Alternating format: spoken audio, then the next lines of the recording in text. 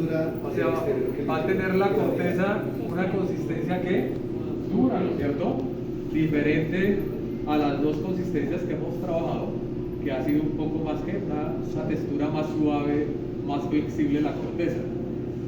¿Cómo se le da esa característica de corteza? Entonces toca manejar variables tanto de formulación como variables de tiempos de cocción, ¿no es cierto? Entonces nos vamos a dar cuenta que va a variar un poco la receta estándar y va a variar un poco los tiempos de cocción de la preparación, que eso es lo que le va a dar esa textura crocante, ¿no es cierto? Desafortunadamente o afortunadamente existen mejoradores que han sido diseñados por la industria de la panificación para crocancia.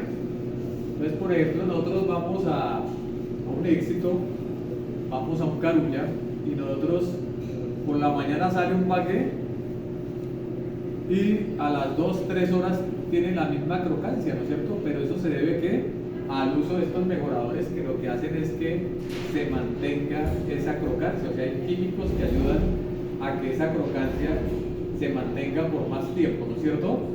Nosotros de todos modos vamos a trabajar de una forma artesanal, o sea, no estamos utilizando ningún tipo de mejorador. La crocancia se va a mantener por un tiempo mucho más reducido. Cuestión de 1 hora empieza el producto a absorber humedad del medio y adquiere esa consistencia chiclosa, ¿no es cierto? ¿Por qué les digo eso? Para que tengamos en cuenta que hay formas artificiales, o sea, con mejoradores, para que esa característica se mantenga por más tiempo. ¿Cuál es la ventaja de estos panes de crocancia? Que nosotros lo hemos utilizado acá en eventos, es que, por ejemplo, perdió la crocancia el pan, ¿no es cierto? Entonces, lo que hace uno es que le agrega un poquito de agua, le aspersa uno agua, lo coloca usted a temperatura alta, 200 grados centígrados, 3-4 minutos, y vuelve otra vez y coge la crocancia por cierto tiempo. O sea que esa crocancia es recuperable, ¿no es cierto? Bueno, vamos a mirar la formulación. Este es un grupo grande.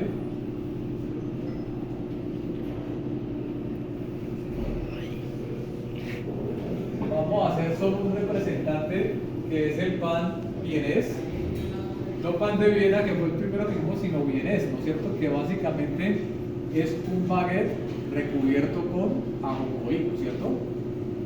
¿Qué características tienen estos panes? Nunca lo vamos a ver en la formulación y ustedes me van a ver, o sea, vamos a tratar de recordar las fórmulas que hemos trabajado, que ese es el otro ejercicio que yo les decía a ustedes, no es hacer por hacer, sino vamos empezando, vamos mirando, vamos comparando con la fórmula anterior, qué tiene de diferente, la proporción de los ingredientes, cómo varía, todo eso, ¿no? O sea, no hacer las cosas por hacerlas, sino ir comparando las diferentes preparaciones, qué variaciones hay en receta estándar, qué variaciones hay en procedimiento, ¿no es cierto? Porque son parecidas pero diferentes, ¿no es cierto? O sea, cambian también. Entonces, vamos a hacer lo que se llama el pan vienés.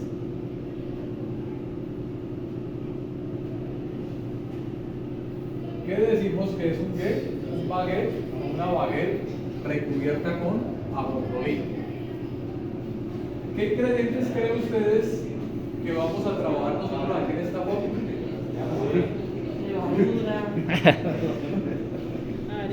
Harina, levadura, grasa, ¿qué más? Margarina, azúcar, bueno. endulzante. Entonces, básicamente, chicos, vemos que el ingrediente principal, ¿cuál sigue siendo? La harina de trigo, ¿no es cierto? Hasta que no se diga lo contrario. Entonces, ya cuando empecemos a trabajar lo que son panes integrales, vamos a ver lo que les había dicho la otra vez, que la combinación de harina de trigo con otros tipos de harinas, ¿no es cierto? Pues nos van a dar una infinidad de posibilidades de productos, ¿no es cierto? Pero en este momento y hasta el momento, de hecho, de las preparaciones que hemos realizado hasta ahora, todas, el ingrediente principal sigue siendo la harina de trigo.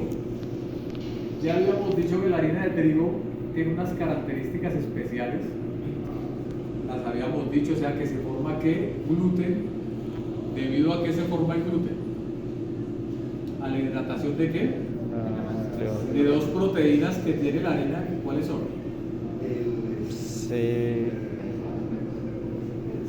La glandina y la glutenina, ¿no es cierto? Al hidratarse se forma el gluten y ese gluten es el que posibilita que se retenga el dióxido de carbono que se forma en la fermentación, ¿no es cierto? Por eso es que la mayoría de los productos de masas leduladas son productos de ¿qué? De volumen, ¿no es cierto? Entonces, de ahí que esa harina sea la más utilizada, la harina de trigo, porque es la que da la posibilidad de esas dos proteínas, da la posibilidad de ¿qué? De la formación del gluten, da la posibilidad de la retención del dióxido de carbono, ¿no es cierto? Por eso es la que más se utiliza en este tipo de procesos. Entonces vamos a tener harina de trigo,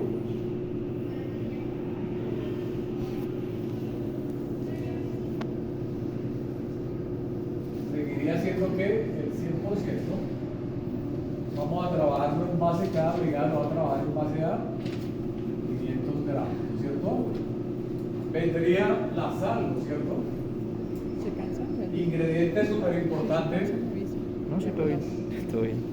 Levadura. ¿Qué pasa si no le colocamos sal? Pues primero que todo la preparación va a quedar ¿qué? Simple, ¿no es cierto? Sin sabor. Y recordemos que la sal lo que hace es que regula la actividad de la levadura, o sea que si no hay quien regule la levadura, vamos a tener una fermentación desbordada y eso es bueno hasta el momento en que colapsa la masa, ¿no es cierto? O sea, todo bien, uy, cómo crece bonito, llega un momento en que no se sostiene y se aplasta, ¿no es cierto? Entonces, de todos modos, la sal se necesita en la formulación para controlar esas dos cosas, ¿no? Actividad de la levadura y sabor de la masa, ¿no es cierto? O sea, súper importante. Entonces, la sal, vamos a trabajar acá con un 2.2%. ¿Será que aumenta o será que disminuye de acuerdo a las preparaciones que hemos hecho hasta el momento? Aumento. Aumenta, ¿no es cierto? Sí, porque es un pan saladito. Aumenta un poco más, o sea, aumenta un ¿qué? Un 1.2%, ¿no es cierto? O sea, es un poquito más salado que las preparaciones que hemos realizado. El pan de Viena, la sal era ¿qué? 2%. El rollo de canela también la sal era ¿qué? 2% por kilo, ¿no es cierto? Entonces sí cambia la. El endulzante.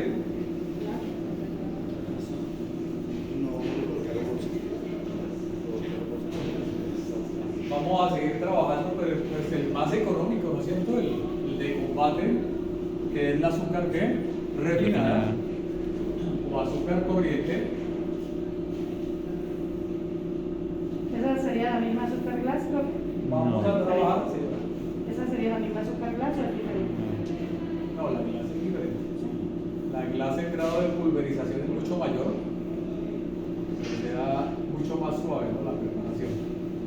Entonces aquí vamos a trabajar con el 0.8%.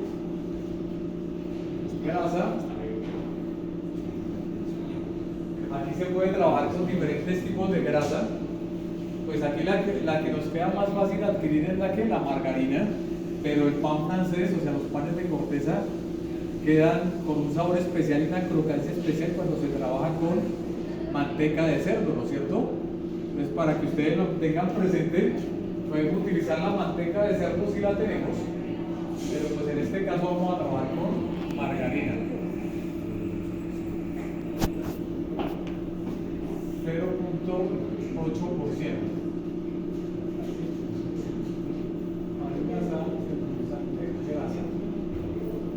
Agua,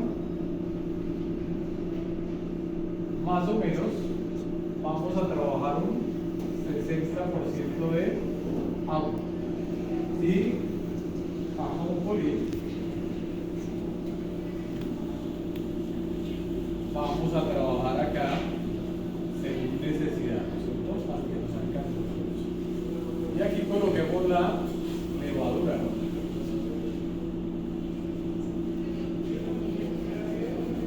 Recordemos, jóvenes, que hay diferentes tipos de levadura.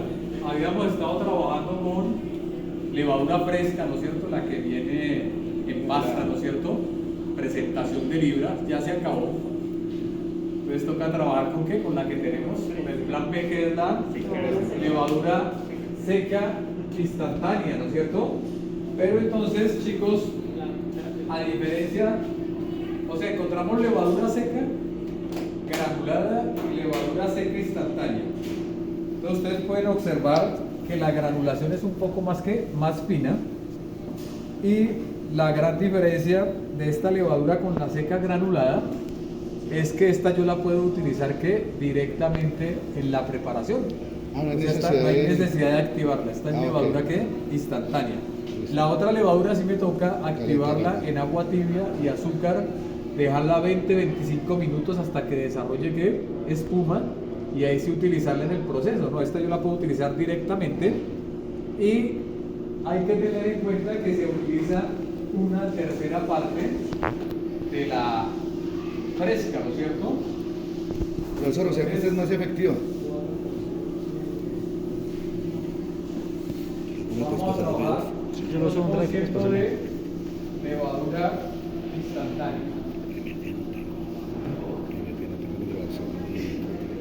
Entonces, chicos, la levadura instantánea Eso tiene se mejor cámara. puede utilizar directamente, y la levadura seca son mucho más activas que la levadura fresca. Habíamos dicho que se podía trabajar con la mitad de la cantidad, ¿no es cierto?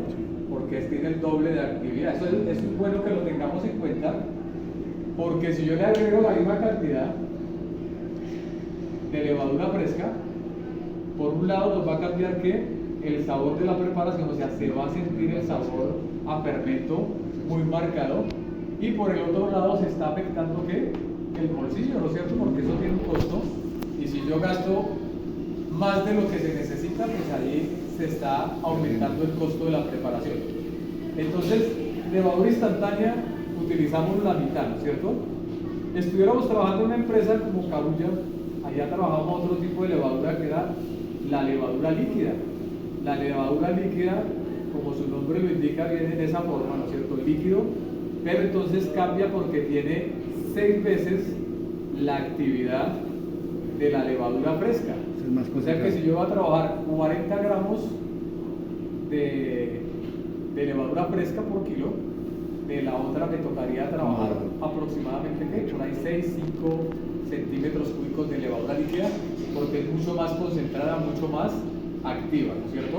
Entonces, para que nos demos cuenta que hay diferentes presentaciones y cada una se utiliza de acuerdo a la necesidad. ¿Qué pasa con esta levadura instantánea? El tiempo de duración, desde que esté bien guardada y demás, puede durar hasta 1 año sin problemas, porque es una levadura que hidrofilizada, ¿no? O sea, se le ha extraído todo el porcentaje de humedad, ¿no es cierto? Mientras que la fresca ya habíamos dicho que máximo por ahí 3-4 semanas manteniéndola refrigerada. Listo, chicos, entonces 5 minutos para que me balanceen la fórmula.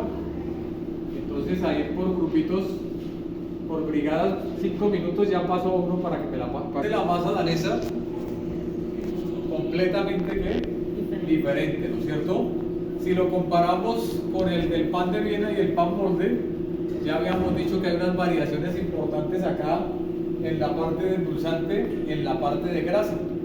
Al disminuir la grasa, que es un ingrediente enriquecedor, pues la preparación va a ser una preparación neutra, con menos sabor, ¿no es cierto? ¿Por qué? Porque básicamente este tipo de preparaciones son para acompañamiento de sopas, de cremas y para elaboración de De sándwich, ¿no es cierto? O sea, esa es la función. O sea, no necesitamos que tenga demasiado sabor, que sea una preparación neutra. Bueno, vamos a mirar el paso a paso.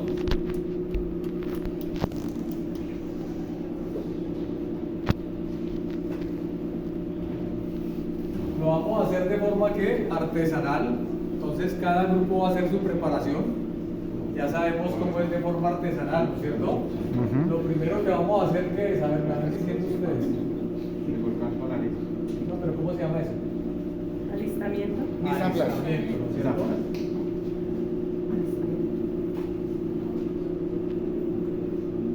Recordemos, jóvenes, que en el parcial ustedes nos van a colocar primer paso, el volcán con la harina, sino que tienen que utilizar el término que es, ¿no es cierto? Estamos trabajando vocabulario técnico. Después, ¿qué seguiría acá?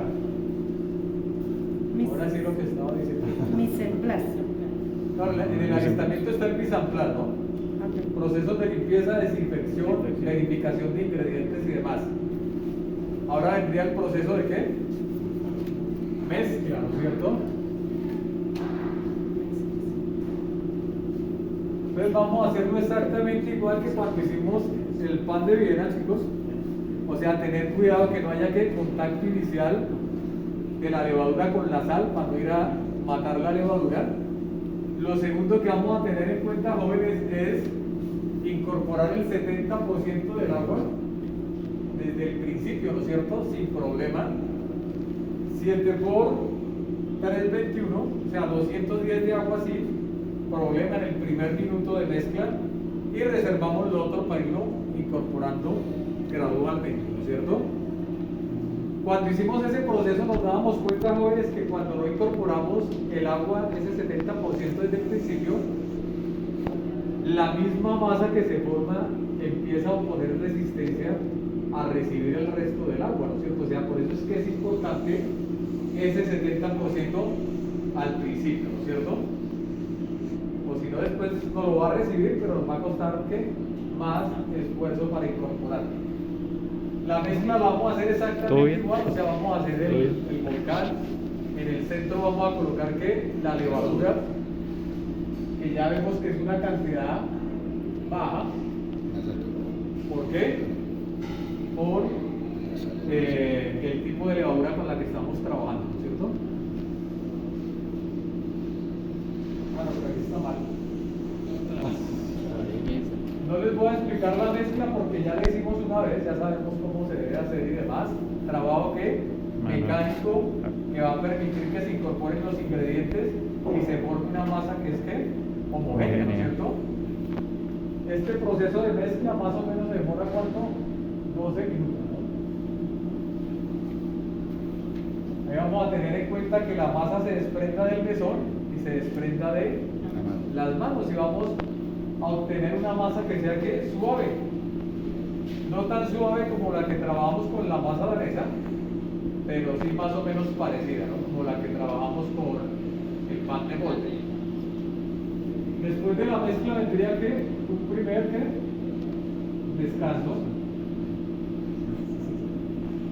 Lo mismo, jóvenes, hay que dar el descanso que cubriendo la masa con aceite, ¿no es cierto? No vi aceite ahí.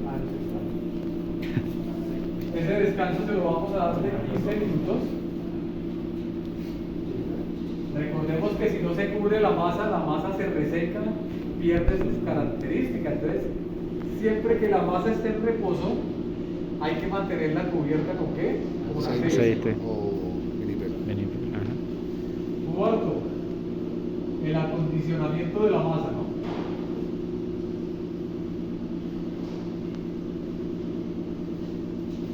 Más o menos 8 minutos. Recordemos que es un trabajo mecánico adicional que le damos a la masa para que la masa desarrolle ¿qué? Elasticidad, ¿no? Si no tiene elasticidad, difícilmente le vamos a poder dar la forma que necesitamos, no se va a dejar estirar la masa. Entonces, si yo paso directamente del descanso al armado, vamos a presentar problemas al momento de ¿qué? De dar la forma de estirar la masa.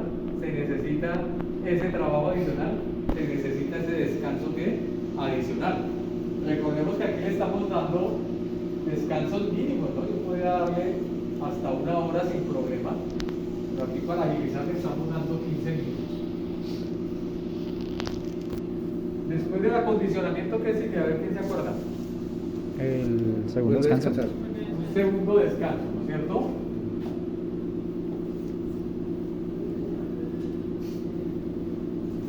De 15. Estuviéramos trabajando con la amasadora, chicos, recordemos que hacemos mezcla y acondicionamiento de una vez.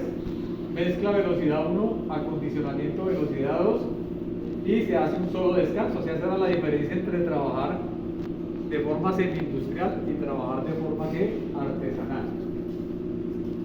Después del segundo descanso, corte y voleo. Ah, no, pero si no le copian. Yo creo que esos cuadernos que ya nadie debería tener cuadernos en la mano. Pesado, corte, voleo y armado. Pesado, corte, voleo. Casi que no. Ah. Entonces, ¿qué vamos a hacer, chicos? Vamos a coger nuestra masa, vamos a mirar cuánto pesó y esa masa la vamos a dividir en 4 partes que iguales.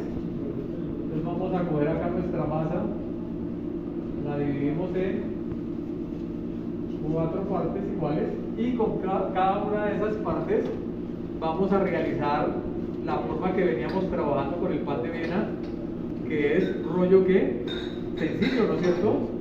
Entonces cogemos la masa, la estiramos,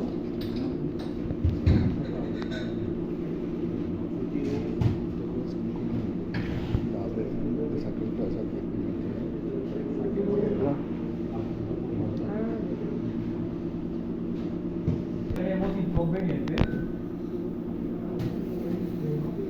Recordemos que la parte del cierre, y en esto fallaron muchos cuando hicieron las porciones, cuando hicieron las porciones pequeñas, los pan de Viena de 50 gramos, fallaron mucho y eso se dio, nos dimos cuenta después del horneo, no se hizo bien este cierre tiene que quedar bien delgado, ¿no es cierto? Y además de eso, chicos, una masa que la tenían que estirar prácticamente 30-45 centímetros antes de armar, la estiraban 15 centímetros, armaban, le faltaba que vueltas, faltaba apretar la masa, y esa masa que, ahí nos dimos cuenta, se suelta en el crecimiento, pierde su forma, ¿no es cierto? Entonces, hoy vamos a tener en cuenta esto, o sea que la masa quede bien apretada, estirarla a lo máximo y enrollarla bien apretada. Pero aquí vamos a tener una pequeña variación cuando se arma el pan baguette en el armado. Vamos a mirar, chicos, primero que todo que esto quede bien delgado, ¿no? Y que la parte de la base quede ancha. ¿Para qué? Para cuando yo empiece a enrollar, empate la parte de arriba con la de abajo y no se formen que pliegues, ¿no es cierto? O sea, este pan no debe quedar que pliegues, sino que debe quedar el enrollado que recto, ¿no es cierto? Sin pliegues. Y ahorita con la masa pues, pero básicamente es hacer un poco más ancho que la base. Apretarla más. Exactamente. Ya después de que tengamos nuestra masa, vamos a coger, la vamos a estirar del largo de nuestra lata, o sea, más o menos 50 centímetros, y vamos a hacerle, chicos, 5 cortes. Se lo vamos a hacer con un cuchillo con buen filo, pero sin ir a trozar la masa, o sea, simplemente es marcar el corte. Una cuestión, digamos que mi masa tiene este ancho, ¿no es cierto? O sea que el corte máximo, 1/4 parte de profundidad del ancho de mi masa, ¿no es cierto? No es que le vamos a mandar ahí un cuchillazo, la cortamos, la dañamos, se perdió la forma, o sea, hay que tener cuidado al hacer el corte y que los cortes queden en diagonal, y son 5 cortes. Ya que cuando tengamos la masa lo miramos. Pues no son profundos, es para que se abra. Después, chicos, la greña. de Ajá. tener mi masa ¿Esta es lista. la greña? No. Venga, todavía no empecemos. No necesita orden de empezar Profe, todavía nada. una pregunta, profe. ¿Esos cortes son para sacarle la greña? ¿Ah? ¿Esos cortes son para sacarle la greña? Bueno, tiene 2 funciones. Primera función del corte, la presentación, ¿no es cierto? Sí. Y segunda función, cuando yo hago el corte, queda expuesto al calor una superficie mayor, y eso ayuda también a mejorar la crocancia del producto. Digamos, esa es la función del corte, pues, para este tipo de productos. Ah, ok. Listo, chicos, tenemos ya esto acá. Viene el siguiente paso, que sería que ¿cuántos baguettes, cuántos bienes van a salir por grupo? 4, ¿no es cierto? De aproximadamente 200 gramos. El séptimo paso sería la terminación. La terminación cambia. La terminación de este producto se hace de la siguiente forma. Tenemos un bol con agua, cogemos nuestra masa de 200 gramos con los cortes, la sumergimos en el agua, la escurrimos y pasamos a una lata con ajonjolí tostado y la pasamos, o sea, queda cubierto completamente con ajonjolí, ¿cierto? O sea, esa es la terminación. O sea que si queda mal armado se desarma ahí cuando se mete en el agua. No, ¿No? es en el crecimiento. Ah, ok. Eso de todos modos, chicos, ustedes se han dado cuenta que aquí todo se sabe al final, ¿no es cierto? Sí. O sea, yo podía ahorita irme a hacer otra cosa y venir después de que salga el pan de horneo y ahí me doy cuenta si hubo algún inconveniente o no en el armado, ¿no es cierto? O sea, todo se sabe, pero entonces tratar de hacerlo que bien, ¿no es cierto? Como debe ser. La terminación entonces la vamos a hacer con agua, o sea, pasarla por agua más ajonjolí tostado. ¿Qué grupo le toca hoy dosificación? 2. 2. Horneo, ¿O no? el 1. Entonces el grupo 3 me colabora tostando el ajonjolí para todos. O 3.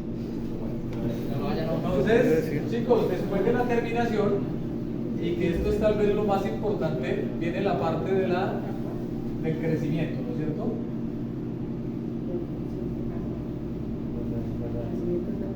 Entonces vamos a darle 30 minutos manejando las dos variables que son temperatura y humedad. Siempre las hemos manejado en crecimiento, ¿no? Temperatura aproximadamente 35 grados centígrados, humedad del 90%. Entonces vamos a trabajar temperatura 35 grados centígrados, humedad relativa 90%. Después de que terminemos ya el proceso de crecimiento, viene esta parte del horneo, que ahí es donde está la clave, o una de las claves más importantes para la crocancia, ¿no es cierto? Entonces, el horneo básicamente se manejan dos temperaturas. Una primera temperatura que se llama temperatura de cocción y una segunda temperatura que se llama temperatura de crocancia. Entonces vamos a trabajar temperatura de cocción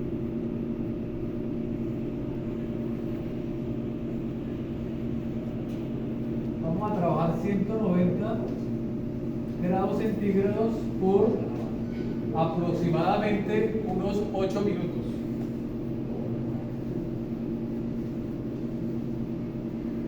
Ahí le bajamos a la segunda temperatura, que vendría a ser la temperatura de ¿qué? De crocancia, ¿no es cierto?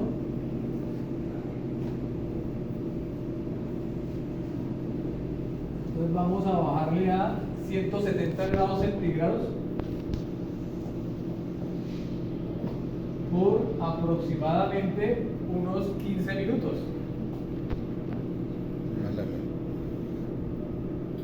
Entonces el manejo, chicos, de esas dos temperaturas es lo que posibilita la crocancia, ¿no es cierto?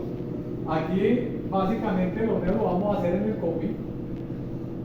La ventaja del combi es que nos va a manejar la combinación de esas dos temperaturas ahí en el combi, ¿no es cierto? Pero el día que a mí me toque trabajar, por decir algo, en un restaurante que no tengan el combi, por decir algo, tengan un horno de gavetas, pues encuentro uno de todo, ¿no? Hasta lo último en tecnología, hasta lo más básico. Entonces, ¿qué es lo que hago yo? Si es un horno de gavetas, siempre la cocción se tiene que hacer para este tipo de productos ¿con qué? Con humedad, ¿no es cierto? Entonces, si es un horno de gavetas, ¿qué hago yo? Cojo un atomizador, le atomizo agua a la preparación antes de meterla al horneo, abro el horno, lo atomizo y meto la preparación. O sea, este tipo de preparación sí o sí se trabaja ¿con qué? Con vapor la cocción, ¿no es cierto? En los primeros minutos.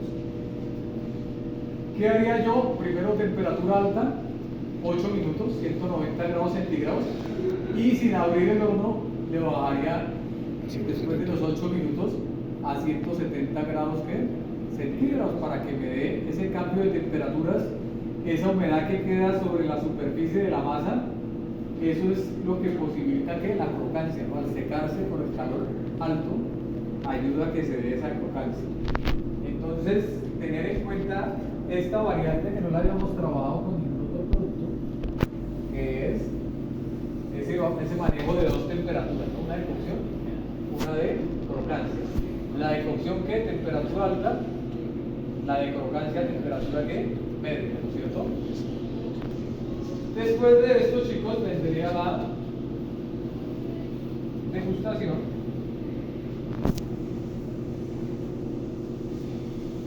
Entonces, de acuerdo a las preparaciones que realizaron, por favor, sacamos el cuaderno y demás, hacemos la degustación, tomamos la foto, ¿no? Hacemos la degustación, miramos las características para el análisis sensorial y listo, ¿no es cierto? Ahí hacemos el ejercicio. Recordemos, jóvenes, que esta degustación no es por comer, ¿no es cierto? A mí no me interesa que aquí nadie coma, sino es para hacer una retroalimentación del proceso, mirar qué inconvenientes se presentaron. O sea, eso es lo clave de la degustación, ¿no? De la retroalimentación. Si se presentó algún inconveniente, por ejemplo, se me inactivó la levadura, tuve problema de pronto en el horneo, demasiada temperatura o muy poca temperatura, la idea es que yo logre detectar eso para cuando vuelva a hacer la preparación, corregir eso y no tener el mismo inconveniente, ¿no es cierto? O sea, por eso se llama que haya una retroalimentación del proceso, ¿no es cierto? Profe, una preguntita. ¿Para todos los panes se maneja la misma temperatura? ¿Aquí qué temperatura estamos manejando? 190.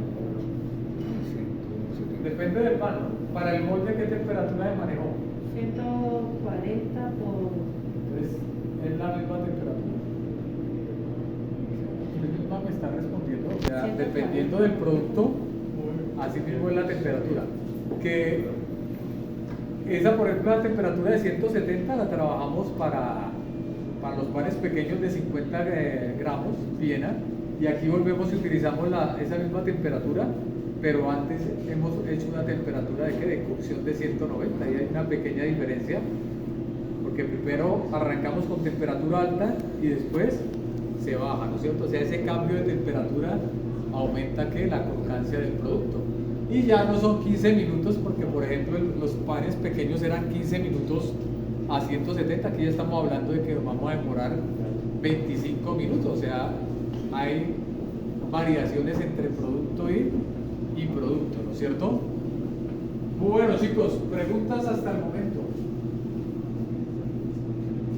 ¿A qué horas comenzamos? Entonces, por favor, lavémonos las manos, que todos se han estado cogiendo cuadernos.